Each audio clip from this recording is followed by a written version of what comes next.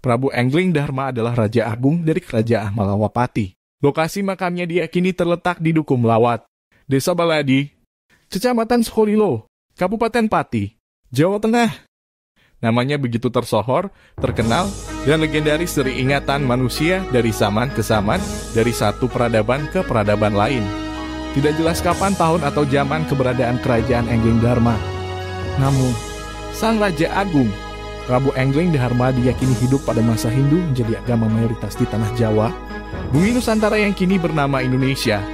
Dia dikenal sebagai pemimpin yang bijaksana, mengayomi masyarakat dengan baik. Dalam kisah, cerita tutur dan mitos yang berkembang, Prabu Enggling Dharma tidak hanya negarawan ulung yang pandai ilmu tata negara, tetapi juga menguasai ilmu kanuragan, silat atau lebih tepatnya ksatria pilih tanding. Tidak hanya itu, sang raja juga bisa memahami bahasa hewan atau binatang, serta menguasai ilmu gaib tingkat tinggi. Mirip dengan kemampuan Nabi Sulaiman Asya menjadi pemimpin bagi bangsa manusia, bangsa gaib, dan makhluk dari binatang. Mereka adalah orang-orang pilihan yang dipercaya Tuhan untuk menjadi khalifah di bumi, memimpin rakyat. Meski demikian, nama Sang Prabu bersinar dan terus bersinar dari masa ke masa. Seperti kata seorang penulis asal Britania, J. Wells yang berkomentar tentang Raja Asoka. Dalam sejarah dunia, ada ribuan raja dan kaisar yang menyebut dirinya dengan kata yang agung atau yang sangat mulia. Mereka bersinar selama waktu yang singkat, kemudian hilang. Tapi Asoka tetap bersinar, dan bersinar cemerlang seperti bintang yang cemerlang, bahkan sampai sekarang. Sama halnya Enggling Dharma, raja yang memiliki patih sakti bernama Batik Madrim ini namanya selalu dikenal dalam sejarah. Meski keabsahan kisahnya belum diakui sebagai sebuah fakta sejarah, bekas dan sisa-sisa kerajaannya pun belum ditemukan hingga sekarang. Di Kabupaten Bojonegoro, Jawa Timur juga diyakini sebagai tempat atau petilasan Sang Prabu. Namun, juru kunci makam Enggling Dharma di Kabupaten Pati. Suroso menuturkan bila di Kabupaten Bojonegoro hanyalah petisan saat dia dikutuk menjadi belibis putih oleh 3 peri atau siluman cantik. Di Bojonegoro, Prabu Enggling Dharma mendapatkan seorang putri cantik, anak dari Raja Bojonegoro. Dari istri ini, Sang Prabu dikaruniai seorang anak Pangeran Enggling Kusuma. Setelah dewasa, Enggling Kusuma menggantikan tahta kakeknya dan menjadi Raja Bojonegoro. Dari analisis tersebut, Suroso yakin jika makam Prabu Enggling Dharma berada di Dukuh Melawat, Desa Baladi, Kecamatan Sukolilo, Kabupaten Pati. Sedangkan makam Batik Madrim berada di Desa Kedungwinong, Sukolilo yang jaraknya hanya sekitar 2 km dari makam Enggling Dharma. Tidak jauh dari tempat tersebut juga ada Gua Eyang Nagaraja Ejaan Jawa Nogorojo yang diyakini sebagai ini banyak dimanfaatkan masyarakat untuk menggelar wisata religi, religious tourism. Tentu hanya orang-orang kalangan spiritualis mistis serta pegiat sejarah yang biasa mengunjungi makam tersebut untuk wisata religi. Pada waktu Enggling Dharma berburu di hutan, dia melihat 2 pasang burung jalak, jelmaan Sang Hyang Batara Guru dan Dewi Uma, istrinya, berasyik-masyuk di atas pohon persis di atas kepala sang raja. Kedua-dua ekor burung itu pun dipanahnya, matilah si burung betina. Burung jantan pun mengucapkan kutuknya Enggling Dharma akan berpisah dengan istrinya ketika keduanya sedang bercinta-cintaan. Dewi Setiawati keluar menjemput kedatangan raja yang pulang dari berburu.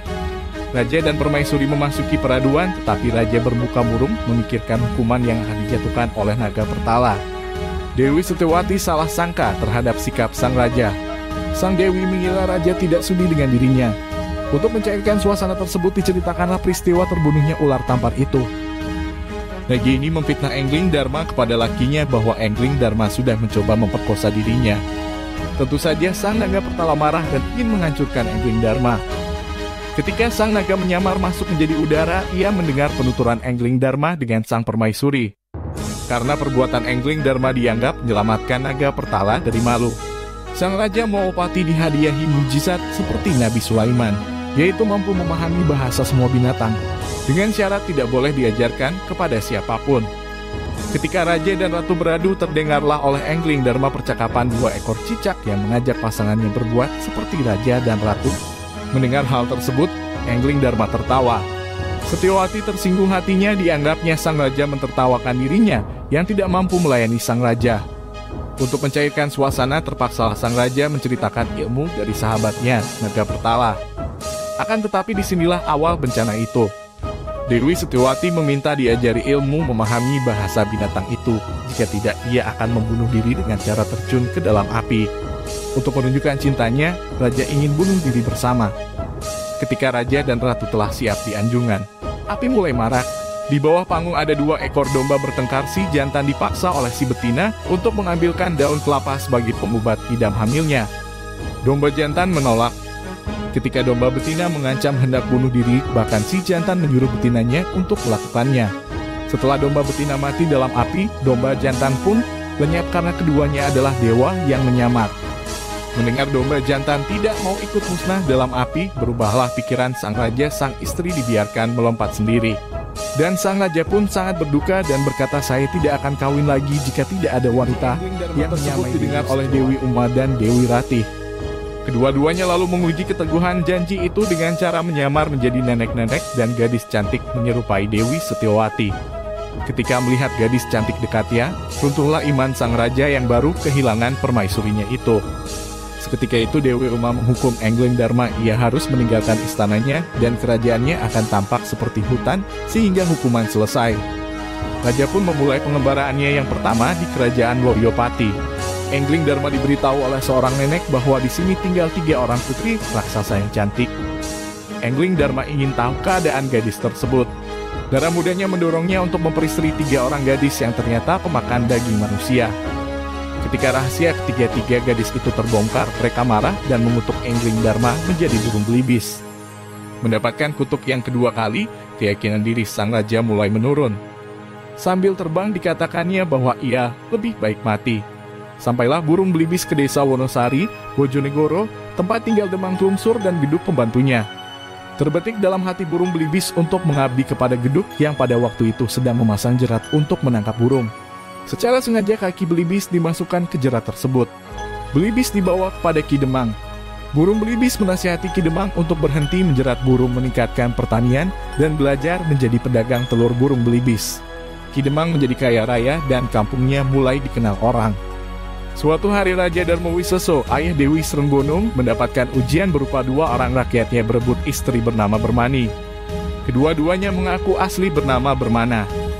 Padahal salah satunya adalah palsu.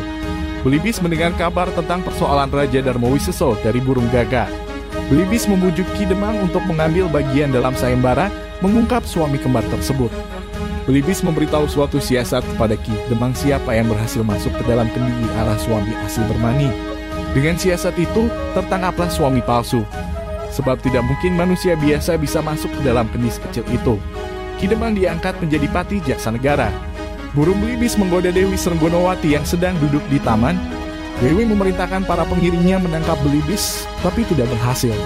Pulang ke istana sambil menangis karena menginginkan burung belibis. Pati Jaksa Negara disuruh mencari belibis tersebut. Ki Pati berkata kepada raja bahwa dirinya mempunyai burung belibis putih. Burung belibis menjadi kesayangan Dewi Srenggonowati. Burung belibis Dewi Srenggonowati dan para emban bersenang-senang sambil bermain tebak-tebakan, teka-teki, atau melantunkan tembang. Tembang yang dilantunkan berisi kehebatan, kegagahan, kebagusan rupa, dan kesaktian Englingdarma yang diaku sebagai tuan. Terharu mendengar tembang si burung belibis. Ketika makan bersama belibis, Dewi Srenggono bertanya mengapa tuannya dulu meninggalkan keratonnya. Belibis menjawab bahwa rajanya ditinggal mati bunuh diri oleh istrinya. Kali ini sang burung memberitahu sang Dewi tentang syarat-syarat memilih suami. Pada waktu sang Dewi tidur, belibis menciuminya. Burung belibis minta kepada Dewi untuk mencabut-cabut bulu di kepala. Taulah sang putri bahwa burung belibis adalah sang Englingdarma sendiri. Kemudian mereka berdua bersandiwara, siang menjadi belibis, malam tidur berdua sebagai manusia biasa. Sampai pada suatu ketika sang Dewi Srenggonowati hamil. Hal ini tentu membuat raja dan ratu susah hati. Sang raja mengadakan sayembara siapa yang mampu menangkap maling, pencuri. Sakti boleh mempersunting putri. Diangkat sebagai raja muda dan akan mendapat kekuasaan separuh negara. Di sisi lain Batik Madrin Patih Mwopati berangkat mencari rajanya. Sebelum berangkat ia menunjukkan kesaktiannya dengan mengatakan, jika pohon siwalan ini boleh saya cabut, Gusti Pangeran Englingdarma masih hidup. Ternyata ia dapat mencabut pohon tersebut. Patih Madrin menugaskan Jajaningrat dan Wijanarko untuk menjaga kerajaan sewaktu dia mencari Raja Englingdarma. Madrin menyamar menjadi pendeta wasi Batik Madrin. Batik Madrin berjumpa dengan Patih Bojonegoro yang mencari orang sakti yang dapat menangkap maling sakti yang bersembunyi di negara Bojonegoro.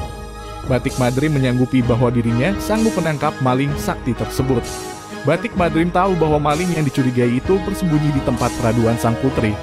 Batik Madrim minta agar putri disuruh menghadap sang raja dengan burung belibisnya sekali.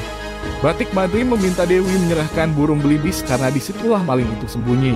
Tetapi roh Engling Dharma berpindah dari satu tempat ke tempat lain, termasuk antaranya ke dalam cincin yang dipakai oleh Dewi Srenggono. Maharaja Engling Dharma berubah diri menjadi besar sambil membujuk Batik Madrim untuk masuk ke dalam api. Mengenali suara rajanya, Madrim kemudian menyembah dan mengaku kalah. Sambil menangis, Madrim meminta agar rajanya bersedia menghadap Raja Dharma Wiseso, ayahanda Dewi Srenggonowati, agar dibenarkan mempersunting putrinya. Raja Dharma Wiseso justru sangat gembira karena tahu bahwa menantunya adalah raja termasyhur. Setelah perkawinan selesai, Engling Dharma berkata kepada ayah mertuanya bahwa ia tidak bersedia menjadi raja. Kemudian ia berpamitan untuk meneruskan perjalanan karena waktu hukuman atau kutukan belum selesai. Batik Madrim diperintahkan kembali ke Bawapati, tetapi ia ingin menemani sang raja. Dalam perjalanan, Engling Dharma menyembuhkan orang tuli dan lumpuh. Kemudian, Raja dan Madrim menemukan pengumuman berisi sayembara mengobati putri Raja Basunanda, Raja Kertanegara, yang bernama Trusilowati yang sakit bisu.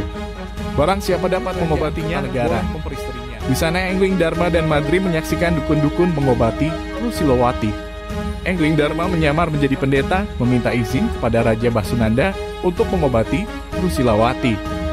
Kata Basunanda, jika Trusilowati berhasil berbicara 3 kali, berarti ia sudah sembuh. Engling Dharma mengatakan bahwa roh Trusilowati dibawa oleh Raja Raksana Pancadnyono dari negara Simbarmanjuro, karena dahulu lamarannya sempat ditolak. Roh itulah yang kemudian dikembalikan oleh Engling Dharma. Untuk mengujinya, Batik Madrim memberi teka-teki patung. Engling Dharma menunjukkan kesaktiannya dengan cara menyuruh tempat tembakau dan lampu melanjutkan teka-teki. Setelah 3 kali putri Trusilo menjawab teka-teki dengan benar, berarti ia telah betul-betul sembuh dari penyakit bisunya. Engling Dharma dikawinkan dengan sang putri. Raja-raja yang pernah mencoba mengobati sang putri amat marah mendengar Dewi Trusilo sudah dikawinkan. Mereka hendak menyerang Kertanegara, tetapi Engling Dharma dan Madrim membela kerajaan Kertanegara. Engling Dharma meminta diri hendak meneruskan perjalanan. Trusilo memaksanya untuk ikut. Di perjalanan, Batik Madrim iri hati dengan keberhasilan Engling Dharma mempersunting 2 orang putri cantik. Kata hatinya, semestinya dibagi satu-satu. Hatinya yang dengki menyusun siasat. Ketika Trusilo haus dan ingin meminta air, Madrim menyuruh Engling Dharma memasuki badan burung merak untuk mengambil buah kelapa muda. Ketika roh Engling masuk ke badan burung merak, jasad Engling dimasuki roh Madrim. Madrim dengan tubuh Engling menggoda Trusilo, tetapi gagal. Ia lalu berbalik arah menuju Bojonegoro, hendak memperdayakan Dewi Srenggono. Dewi Srenggono menolak untuk bertemu karena taat pesan suaminya bahwa ia akan kembali jika ada kambing mengalahkan gajah.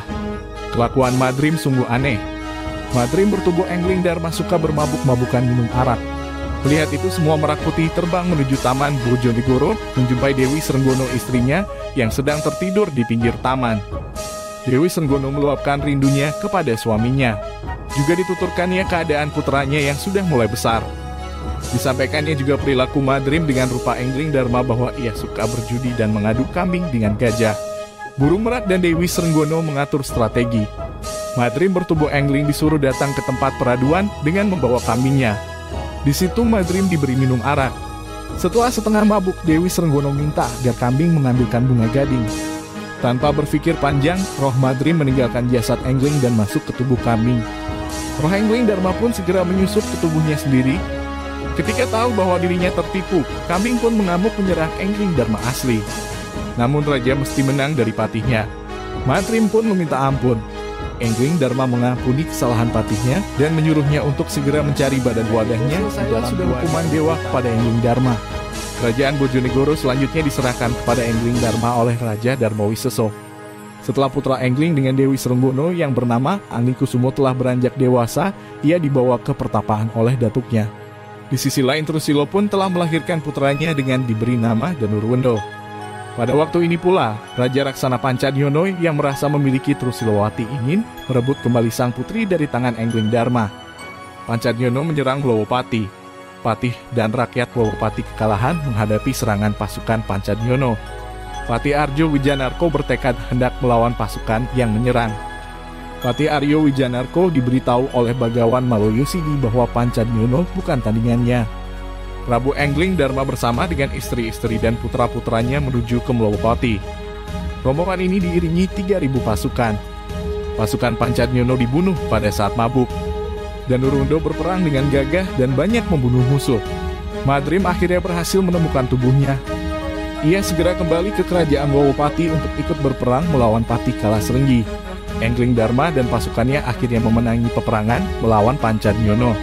Raja Melowopati kembali ke keratonnya bersama Dewi Srenggono, Trusilo, dan Mayangkusuno serta putra-putranya.